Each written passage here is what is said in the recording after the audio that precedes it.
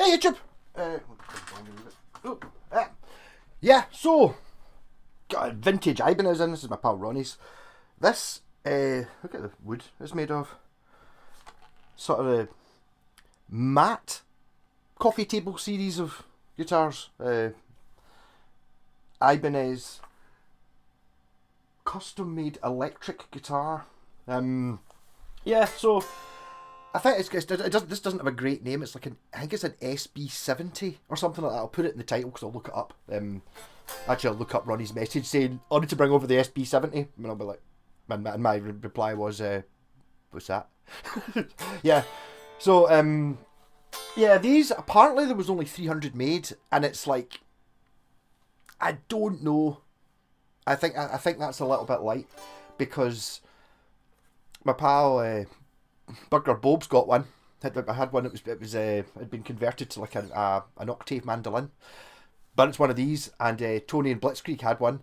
So that's three I can think of people I know, and I'm pretty sure I've seen them before. I think I've probably seen in person half a dozen of them. So if there's only 300, it's unlikely that I've seen half a dozen. That's like 2% of them of them in existence. I don't think that's right, but it might be. So it's a blazer neck, but I'm not sure what the body is. I'm not sure if there was another Ibanez that had a body like this. I mean, we're saying, you know, it's like two guitars stuck together because they had a pile of necks left over and a pile of bodies from another one. No, I don't think that's the way these things work. It's they try and make a different guitar and go, oh, we could take the neck off that one and the body of that one because we're already making those necks, we're already making those bodies and put them together. I don't know if it's some sort of artist or something, this shape. My blazer, easy to find. It's not. Anyway, you can just assume that the neck is a blazer neck because it is a blazer neck. The difference being it doesn't say blazer. It just says electric guitar. Custom made. So did the blazers say that. Yeah, so 1982 is this? 1982, so it's even the same year as my blazer. So that going by that, I think this might have been the body might have been made, the neck might have been made by Dyna, or the whole guitar might have been made by Dyna. Other guitars I think were made by Dyna. I'm not sure. Yeah,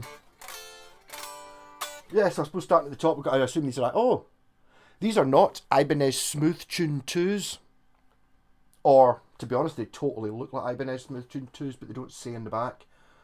They might be if you take them off and turn them around. They say Goto. They've got to be Goto, like an arrow with a circle with an arrow on it as they go to. Or it's a G actually. Now think about it. It's a G with it's like a circle with an arrow. That might be what these is.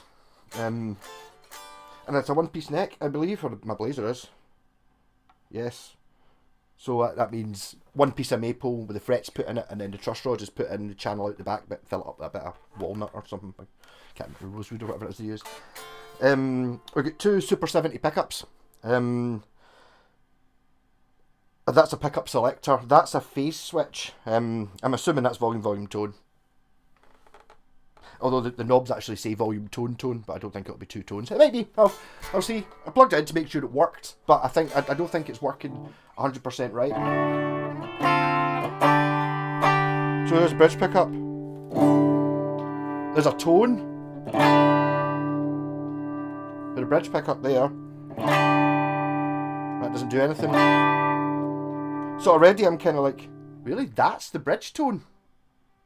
I would have thought if it's got two tones, I would make it master volume, neck, bridge. Seems obvious, but I take it there's no pushy. No. And there's I think it's a phase switch. I've talked to Ronnie about this and thinking, this was my guitar. I'll have a dual coil split, please. Definitely. But it's kind of like, it's a sort of weird one because I kind of know what this guitar is. It's so ridiculously familiar to play because it's exactly the same as my blazer, which is the same thing you get with like West Tone Thunders or something like that. The quality control level of guitars this era from Japan is ridiculous. So it's like, oh, I've got a Ibanez Blazer BL300. It's amazing. It's different from your Ibanez. It's like, not unless something's been done to it. They all kind of come out the same. You know, it's like same with the West Tone Thunders. It's like, oh, you need to have a shot of my Thunder, and it's like, well, not really, because I've played it. Well, I've not played your one, but they're all the same. The only thing that would be different is what's it done since 1982. So a lot of these will obviously someone's tried to change the frets, put the pickups, paint it, all that stuff. So it survived all that pretty much intact. I don't think it ever had a finish. I think that is the original finish, kind of oiled, possibly. It might not be. I'm pretty sure I've seen a black one as well. I'm pretty sure I've seen a cream one. Yeah, and those don't include with the ones I can name where I've seen them. So bridge pickup, that'll be the volume.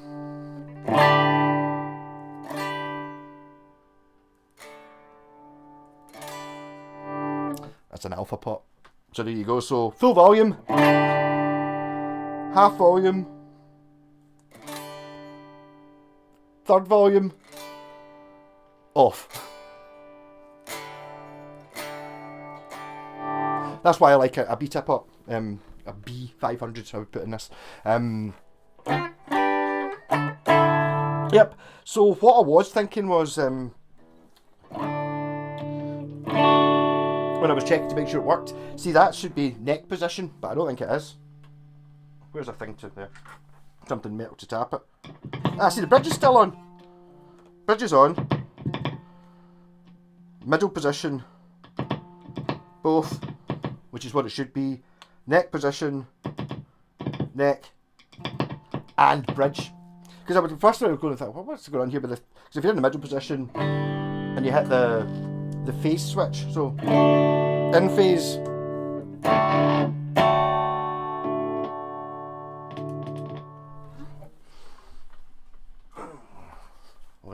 I'll bring in my old friend, electrical switch contact cleaner.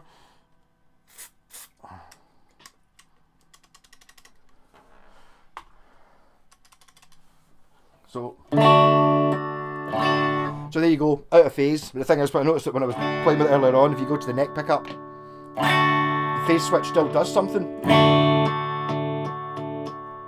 I was like, up here, oh, that's interesting. I do actually have a guitar that is wired like that. My Westone Concord H2, the bridge pickup is wired. When you put the phase switch, it reverses the phase of one of the coils of the bridge pickup. Normally you would put the two pickups out of phase, but the Westone puts the two coils, so you can be on the bridge pickup and then go out of phase with itself, which you can't normally do. I wondered if that's what this is, but I don't think it is. Actually, where's that? I wonder if sometimes, I mean, basically if there's something wrong with your guitar, buy switch cleaner and see if it does anything, because it might actually. I wonder, it's possible the switch on the inside is kind of just not letting go of the neck pickup, if you know what I mean.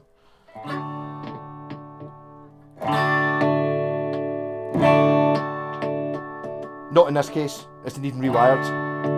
And I'm tempted to put in a proper volume control. Well, if I'm on the neck, right? Yeah, so that's the neck tone, and that's the bridge tone. That's a master volume with the wrong pot. The phase switch.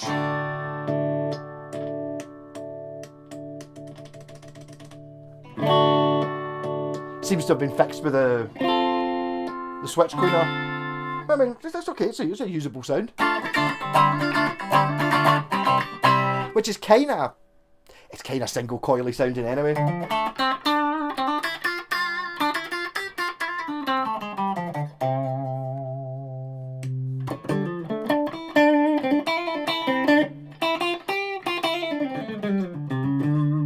But it's definitely getting ripped into this evening to try and make it just to get up to what I would want it to do. I want bridge tone, neck tone, bridge tone, and I'll try and convince Ronnie to make that into a coil split, although that does involve taking the pickups to bits, so maybe that's not a good idea. Mind you, he's up here, I need humbuckers anyway. Not that he talks like that. Fair enough. I mean, there is an element of choice in a lot of these things. It's like, I do get I really like this amp. It's got a really strange sound that nobody else likes. That's totally possible. Or, this pedal which doesn't do anything, or this guitar which is a bit different. I've just got the thing about something like a guitar. I feel like a shit guitar to me is one that buzzes, or it's badly built. It's kind of like something's off. That kind of makes it a bad guitar, not an odd sounding guitar, because I've got quite a few odd sounding guitars that I kind of made odd sounding intentionally, just to be something different. But the actual, if it cuts your fingers, that's a shite guitar. kind of thing. Or you can't play it above the 5th fret because it's out, you know, the neck angle's wrong or something. You know, it's like those things make it bad. It's just a choice. I have no idea what I'm talking about now.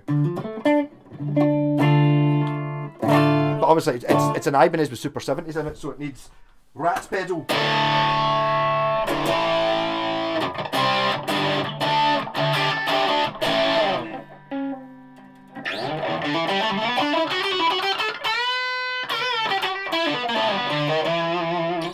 And it pure kicks ass, obviously, because I don't know these pickups. So it's a top-loading bridge, which is not all. Well, it's kind of funny. It's like, see if you look in. Ibanez had some strange ones like this. See if you look behind the bridge, you can't really see it, can you? There, you can see the sort of keyhole-shaped slots. So to put the strings in, you don't thread them through the back of the bridge. You kind of stick them into the wee keyhole, and you put it in. You know, put the ball end in the top of the keyhole, then it goes into the thin bit to hold it. Similar sort of thing to my Roadster's got a similar thing on it as well. You might be able to see that one better. No, that's a more complicated and annoying one. Which is only more complicated and annoying kind of the first time you ever change the strings. It takes you like 5 minutes to change the first string, and then everything's when you go, oh, that's what you do, kind of thing. Not super easy though. You kind of have to put it in. You're kind of in a hole, putting a string in and going, I think that's in. Makes sense once you know what it is though. Yep. So this has got a brass, or at least I think it's a brass base plate, but with metal, normal chromed metal of some description saddles. Kind of the offset ones. So the ones on this side are L-shaped that way, and the ones on this side are L-shaped that way. So you know the holes, you can see that there's a bigger gap there in the middle. In some ways it makes sense because then you've got the. I just find it's annoying trying to find saddles for this sort of guitar. It's not easy. Normally, you know, the 6 are all equally spaced. Not on this one.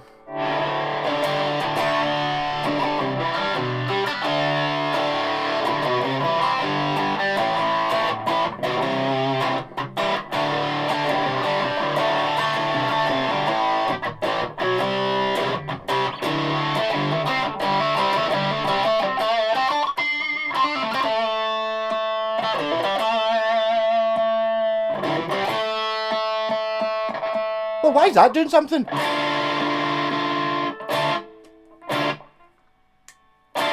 I know why, because it's the phase switch reverses this pickup. That's why. So when you're hearing it going, that's what. So basically, if you ever wonder what happens when you wire a pickup backwards, this is it forwards, and this is it backwards. Doesn't make any difference whether it's backwards or forwards. This way. Obviously, this must have a separated earth wire, but that's fine.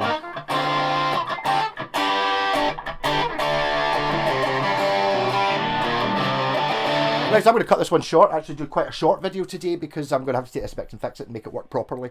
It's amazing the difference it makes having a guitar working properly. Even though, say this was just a single humbucker guitar, it works 100% and I'd be totally fine with it. But because it's got 2 pickups and a switch, that's not working quite right. I can't. I'm not willing to leave it at that. To play it for any length of time. I'll do a proper jam video. The second half will maybe just be playing it when it's working. See my confidence there and being able to fix it. It's because basically what's wrong with it's got to be the pickup switch. So the switch is either burst or there's a wire. Someone's been in there. You get people quite often. You get people who go into these guitars. I wonder if it was stripped down so that they could put this oily finish on it. That's possible, because, and then it's like, oh, the wiring technique of where does the red wire go? That wiring technique, not the where does the hot wire or where does the earth wire or where does the bridge, the one from the pickup. No, just where does the red wire go? So it's like you're just, I'll put the red wire there. Yeah, that's me wiring. It's like, but what does that wire do? I don't know. You kind of got to know it's pretty simple principles. That's why I do all the wiring I do from the most basic principles, as in there's your pickup. This is one I use this burst actually, but so not this pickup, but one that isn't burst. It's a handy magnet. It's handy. It tells you which coils work and which So this pickup is the same polarity as the south coil of this one, but not the north because it wasn't stick to it. And on this one, it's the north coil there. So if you coil split these, you would likely, because these two are the same, but they're backwards. In fact, these two pickups must be the same. Makes it's just confusing. I've done a lot of that. You know, things where people don't really notice. You don't know what I'm talking about when I talk about them. But it does make a big difference whether you're choosing which coils as you choose. Oh, just coil split. Which coil though? That one or that one? Those two or those two or those two, or you know, it does make a difference. You want to, ideally, if you've got like a guitar like this where you've got like a middle position and two humbuckers, when you split it, you want it to either be, you want the two coils to be opposite from each other, so it's hum cancelling, basically. And ideally, this might work. Would that actually work? Let's just think about this. Open this work well. So it sticks to that one, right, and it sticks to that one. So yeah. So basically, how I would split this one is I would split this pickup to be this coil that you hear, because it's just a little bit. The trebly coils, they're a little bit close to the bridge. You want a little bit more, so more usable sound. And then the neck pickup, you want the neck pickup one in a strap position rather than being here. So that's what I would do, and that's them hum cancelling. So we'll need to see what I end up doing. But I'm looking forward to it. I like it's quite different. See, obviously working on quite a lot of guitars, it's much nicer working on these. You know, it's up here. You fixed my Squire? Yeah, no problem.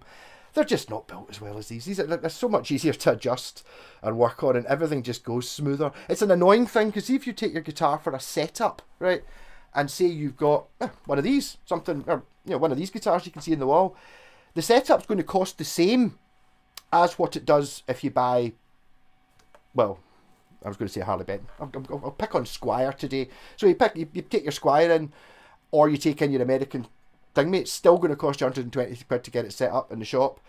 And so I think shops, and it's like, that's the thing, it's like £120 setup. That's a figure I've pulled out there, by the way, but I don't think that's a ridiculous amount. That's way more than I charge. But so I thought, you know, £100, say £100 setup on a £1,000 guitar, but £100 setup on a £100 guitar. The thing is, to set up that £100 guitar, it's a lot harder to do than to set up a good one, because just stupid things like all the screws. I mean, I've not taken this to bits yet, but see all these screws that hold the pickups in, they'll all be fine. You know, you'll be able to unscrew them, and all that stuff. Whereas on cheaper guitars, it's like, you know, sometimes you tend to go up here, just swapping a pickup, no problem. You try and take them out and the head snaps off the screw, or this, you know, and it's just like, it's much easier working on nicer guitars than it is working on cheapies. And this is I don't know, again, with a sort of 1982 made in Japan thing going on. To get a guitar this quality level, you're up over £1,000 easy now. You know, it's like, you know, this just wipes the floor with anything under that. Once I've fixed the wiring, it might not look like a Fender or a Gibson, but it's better than it. I'm not sure. I actually really like the wood. I think it might be ash. It's a kind of funny one. I understand why you would want to leave the pretty wood. I mean, it's not one bit. It's like, it must be 1, 2. There's only 3 bits. So there's a solid block down the centre. No, is that one there as well?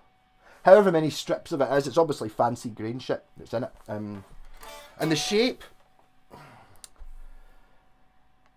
it's actually not entirely. See, if you took away this bit here,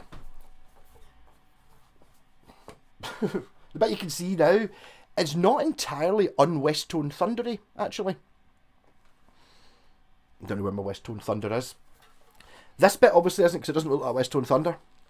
So this bit's different. The bottom, the arse, the waist, horns. They're not a million miles away. It's not as extreme as a Strat. This one isn't as deep, and this one isn't as long.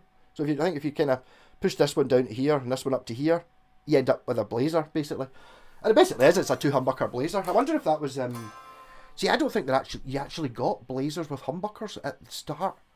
I think by the time you got to Roadstars, which was like, I don't know, they came in 84, I think, something like that, you got like an HSS or a two humbucker option. I don't think you did it this time. I think if you wanted humbuckers, you bought this, and if you wanted single coils, you bought the blazer. And yeah, in the comments, yes, there are Blazers that were reissued in 1995 that had humbuckers in them, but I'm talking about the original run. So I don't know, I'm not sure exactly what the story was. A lot of these things are just conjecture and just like what I think. It kind of makes sense that the Blazers were made off-site. They were not Fujigen guitars. They were, or they are, made by a company called Dyna, because at the time, until Fender Japan was a thing, which was a deal between Fender America and the Fujigen factory, I don't think Fujigen could build one-piece necks. I don't think they had the correct machinery to do it, but Dyna did, so that's why these were subcontracted out, because the original Rhodes Stairs have a separate fingerboard, and then all the Rhodes Stars, no, because that's after Fender Japan, so 83 I think was the first Fender Japan, and I think for that, because does my Bullet, I think my Squire Bullet has a one-piece neck. In fact, I'm sure it does. So that's 83, but I think that was a Fender thing. When Fender was like, right, we want you to start making, guitars. And I was actually reading a book about it, and it was the best factory. It was actually the Squire book. Reading it's like, and Fujigen was the best factory they had access to, which was absolutely amazing at making 50s and 60s guitars the traditional way. But they needed modernisation. It was a bit too handsy. So I think Fender kind of invested quite a lot. I think it was the other way around. I think maybe Fujigen invested in Fender. I think they actually gave money. I think they bailed Fender out, actually. So again, a thread, I can't remember how it started. But amazing guitar. Don't like the knobs. These are not the original knobs. They definitely did not have Strat knobs. I'll have a look through my knob box and see. But it's one of those things. It's like, oh, I don't like the guitar. It's like, well, I'm not going to buy that house because I don't like the curtains. It's like, you just buy new curtains. So knobs, they pretty much all fit any knob, and just buy the ones you want. And I don't know, if you want sort of generally sort of quite boring normal Les Paul Strat telly, those sort of knobs are maybe £1 each or something like that. It's if you want ones that you do get fancy ones that are just slightly off a ball, but you might buy really expensive knobs. You might blow £5 on it if you want like a particularly fancy obscure one. Even then, it's only £15 to do up the guitar, so, and it makes a difference. Would I want to put cream ones on? I'm not really sure. Because what I'd do with this guitar is, if it was mine, I'd get my big box of knobs out and I'd try putting different ones on and see which one looked good. Because looks is what matters. So I'll be back with a proper video of this. And even though I said I was going to stop at 14 minutes, now it's 22 or 23, so sorry. Rock on. Catch you all later.